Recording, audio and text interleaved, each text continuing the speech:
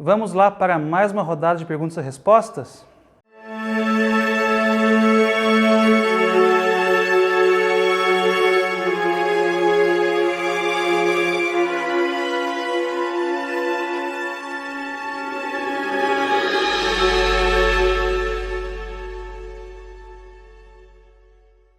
Olá, salve Maria, sejam todos bem-vindos ao programa Nossa Igreja Católica. Eu sou Mário Boldrini e quero te convidar a conhecer melhor a nossa fé, algumas curiosidades e muita informação sobre a Igreja de Cristo.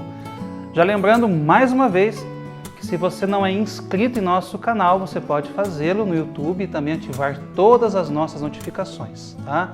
Também temos a nossa página no Facebook e também temos nosso WhatsApp, que é o 3651-3046. Você pode mandar ali a sua dúvida, a sua sugestão de pauta, né? Aquilo que você talvez queira que eu fale aqui no programa, a sua dúvida, mande o seu elogio, sua sugestão, a sua crítica, enfim, mande aquilo que você quiser. Tá joia? Fique à vontade para colaborar com o nosso programa. E se você acredita que esse programa, né, os temas aqui abordados podem ajudar alguém, você pode compartilhar esse vídeo com os outros, né? Ser um missionário na vida dos nossos irmãos e das nossas irmãs. Então, dito isso, vamos para o nosso tema de hoje, que são as perguntas que foram enviadas para mim pelo meu WhatsApp particular. Muitas também foram me perguntadas, né, sugeridas particularmente aqui durante a missa, enfim, muitas perguntas têm chegado para mim, né?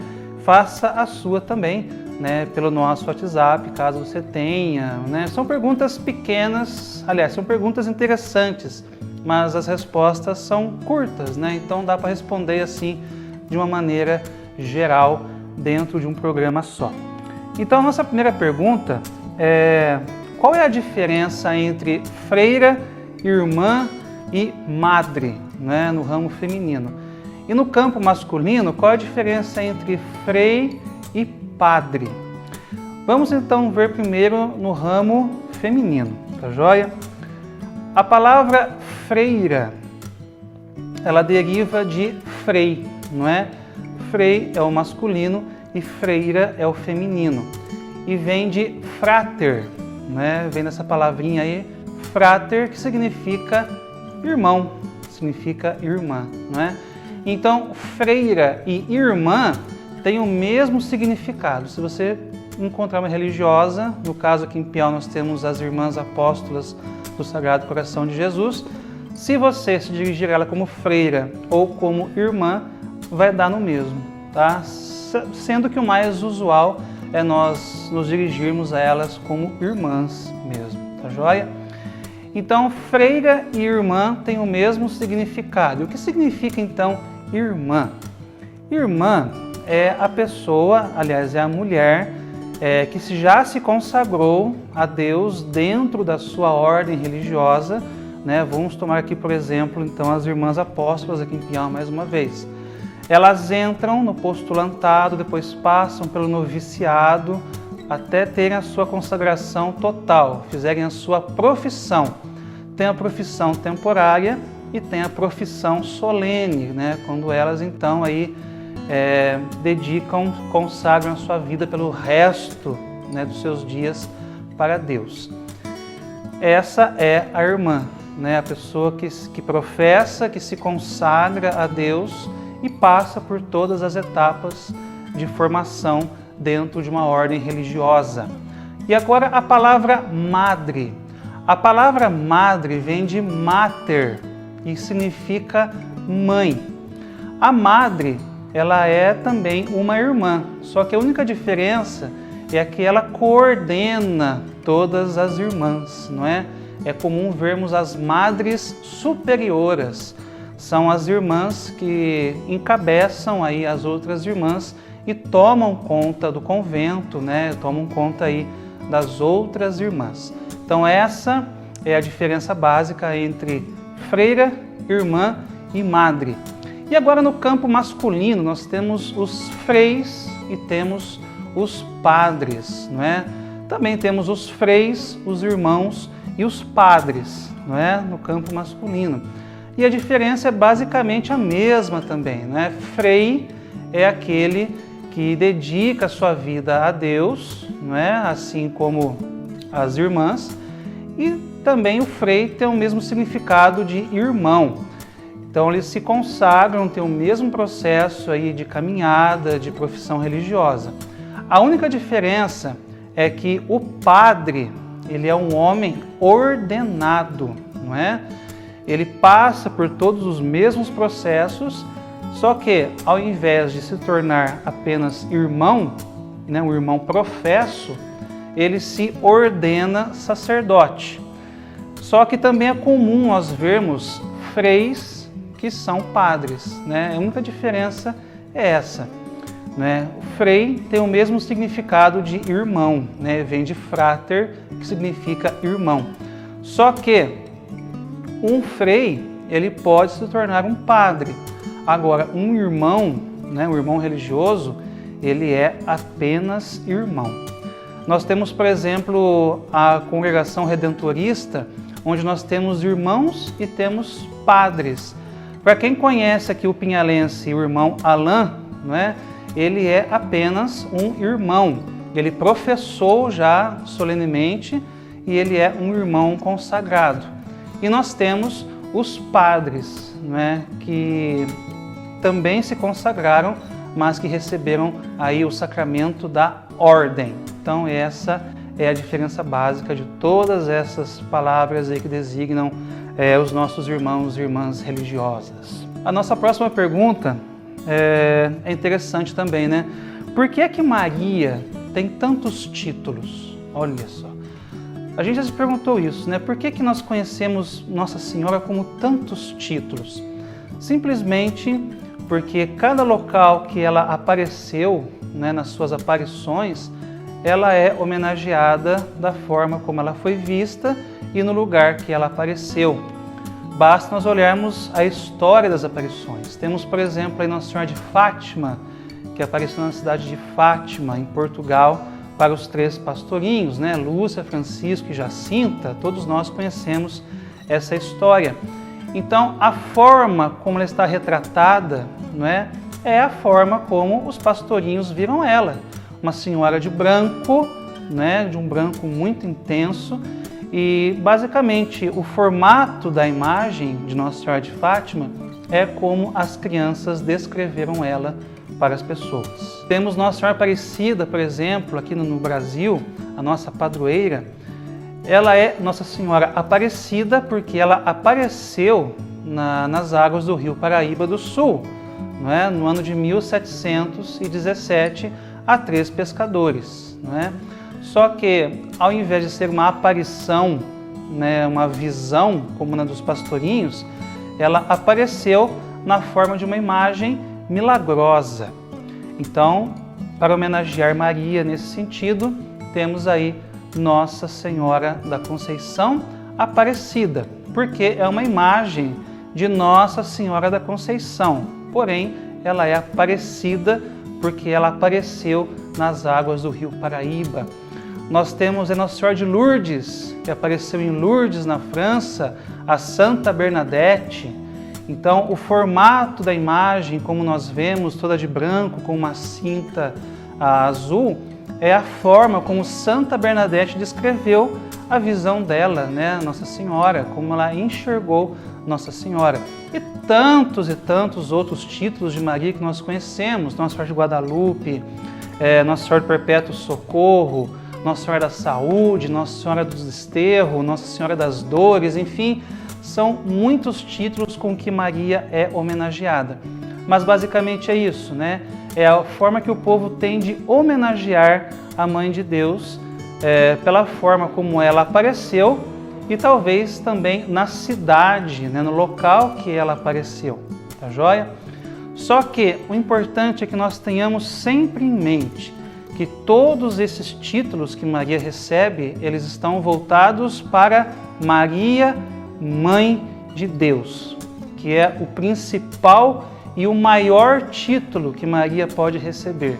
Maria, Mãe de Deus. Santa Maria, Mãe de Deus, tá? todos esses títulos remetem a apenas um, porque ela é a mãe de Deus e, é claro, também é a nossa mãe. Então tá aí por que Maria tem tantos títulos, tantas homenagens ao redor do mundo. E a nossa terceira pergunta é uma curiosidade, tá? Por que existe a missa de sétimo dia? Olha que interessante. Quantas e quantas vezes nós viemos à missa aqui na matriz, né? E o Monsenhor, ao final, chama algum parente do falecido, não é? Porque ali é a missa do sétimo dia de tal pessoa. A gente tem que levar em consideração uma coisa, né? No direito católico muito antigo, né, bem antigamente, as missas pelos defuntos, elas eram permitidas, né, pelo menos as missas solenes pelos defuntos, para a memória dos defuntos, elas eram permitidas no terceiro dia após a morte, no sétimo dia após a morte, no 30º dia após a morte e a cada ano de falecimento da pessoa. Então, a cada ano de falecimento, né, faz aniversário aí de morte. A cada 30 dias está aí, então, mês a mês, nós lembramos o dia que a pessoa morreu. Agora, por que o terceiro dia da morte? Porque o terceiro dia da morte é o tanto de dias que Jesus ficou dentro do sepulcro, né? Quando nós rezamos a missa pelo terceiro dia de falecimento de uma pessoa, nós recordamos que essa pessoa já está há 3 dias sepultada, assim como Jesus permaneceu 3 dias no sepulcro. E por que o sétimo dia? Porque no sétimo dia foi o descanso do Senhor, né? Ele fez o mundo em 6 dias e no sétimo dia ele descansou. Então, quando nós celebramos a missa de sétimo dia, nós recordamos aí então que essa pessoa que faleceu já está descansando na glória do Senhor, né? Dai-lhe, Senhor, o repouso, o descanso e a luz eterna, que assim seja, quando nós rezamos, né, pelos nossos falecidos. Mas acontece que tem uma curiosidade também, né?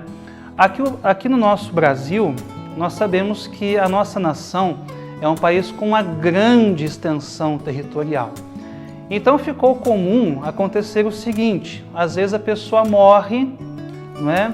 E o nosso país, por ser um país tropical, não permite que a pessoa fique assim muitos dias sendo velada, como muitos não sabem, mas é costume em outros países aí que o velório de uma pessoa dure por mais tempo.